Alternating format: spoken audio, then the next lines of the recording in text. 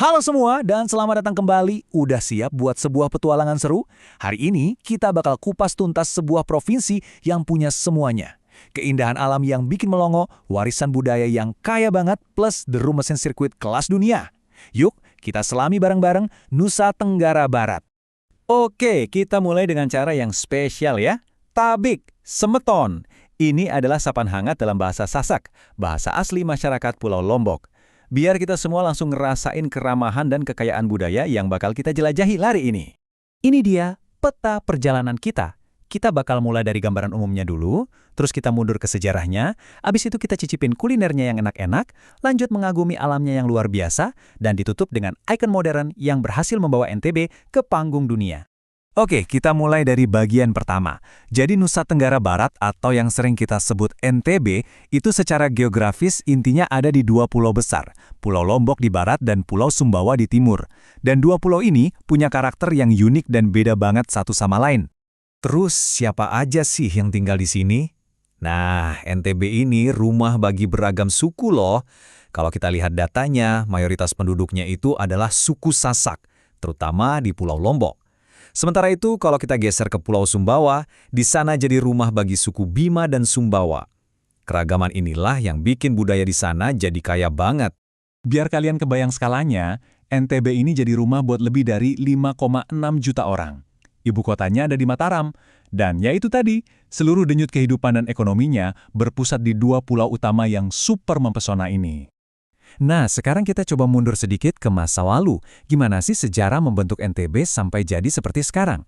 Perjalanan provinsi ini tuh bener-bener sebuah kisah tentang kerajaan, kekuasaan, dan perjuangan buat nemuin identitasnya sendiri. Garis waktu ini nunjukin banget pasang surutnya kekuasaan di NTB. Semuanya dimulai dari kerajaan Islam Selaparang, terus ada pengaruh kuat dari kerajaan di Bali, sampai akhirnya masuk masa kolonial Belanda. Nah, puncaknya itu di tanggal 17 Desember 1958, tanggal yang sekarang kita kenal sebagai Hari Jadi Provinsi NTB. Penting banget di tanggalnya. Oke, cukup soal sejarah. Sekarang saatnya kita manjakan indera kita. Budaya NTB itu nggak cuma bisa dilihat, tapi juga bisa banget dirasain dan dicicipi. Tapi sebelum ke yang lain, kita mulai dari ikon kulinernya yang paling terkenal dan bikin lapar. Kalau ada satu makanan yang jadi duta besar buat NTB, ya ini dia, ayam taliwang. Ini bukan sekedar ayam bakar biasa loh, asalnya dari daerah Taliwang di Sumbawa. Dan yang bikin spesial itu mereka pakai ayam kampung muda, jadi dagingnya empuk banget, terus dipaduin sama bumbu pedas yang meresap sampai ke tulang. Jadi, apa sih rahasianya? Kuncinya ada di 4 elemen ini. Pertama, basis pedas dari cabai. Kedua, rasa umami yang dalam dari terasi. Ketiga, aroma khas dari kencur. Dan terakhir, sentuhan manis dari gula merah sebagai penyeimbang. Wah, kombinasi ini benar-benar menciptakan ledakan rasa yang susah dilupain. Oke, dari dapur, sekarang kita pindah ke alam terbuka. NTB itu kayaknya diberkahi banget sama beberapa pemandangan paling dramatis dan indah di Indonesia. Mahkotanya tentu aja Gunung Rinjani di Lombok. Dengan tinggi 3.726 meter, Rinjani ini bukan cuma gunung biasa, tapi juga jadi pusat spiritual dan ikon keindahan alam yang jadi tantangan buat para pendaki dari seluruh dunia. Keren banget. Tapi keajaiban alam NTB itu nggak berhenti di Rinjani aja loh. Ada Gili Trawangan yang seru banget, ada Pantai Pink yang pasirnya beneran pink, terus ada Gunung Tambora di Sumbawa yang sejarah letusannya mendunia, sampai pesona klasik Pantai Senggigi. Pokoknya, setiap sudut NTB itu nawarin pemandangan yang bikin takjub. Nah, dari keindahan alamnya yang abadi, sekarang NTB melesat ke masa depan dengan sebuah ikon baru. Kita bakal ngobrolin satu nama yang udah bikin NTB jadi sorotan internasional. Yap, Mandalika. Jadi, apa sih sebenarnya yang bikin Mandalika ini begitu istimewa dan jadi omongan di seluruh dunia?